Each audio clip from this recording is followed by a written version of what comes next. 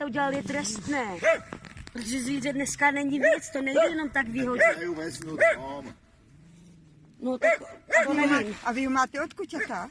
Ne, Ale proč jste Je to to, udělal? to je v rostlé kotě, ona nemůže mít ani rok, když ona je menší než ta moja roční.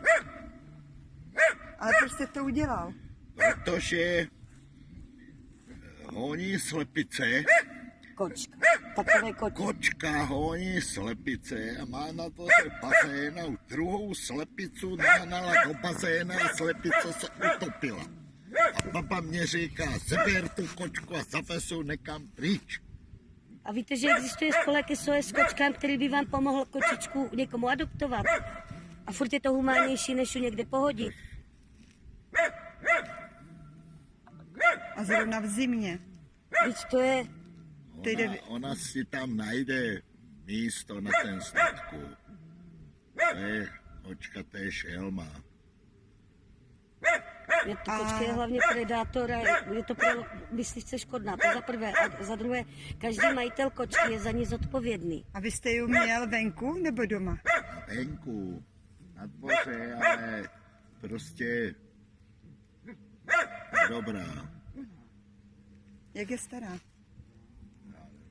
Půl roka, 3/4 roka. No to by se dělo. Teď to je, jako, ale vypadá, že ona je odchovaná doma. A ne, Ona je čistunka, oproti našim venkovním kočkám je čistunka.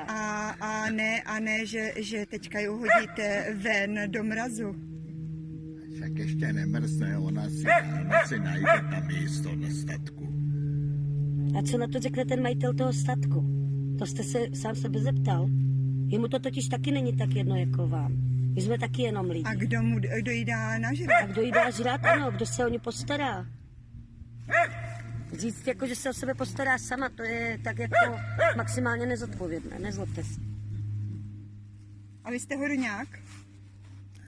Ne? Tak podívejte se. Já ju Za prvé máte povolený sem vjezd. Víte, že jedete do zákazu. Však já sem jezdím na ryby normálně. A máte povolení. Tak horňák jste. Ne. Dobrý. Tak.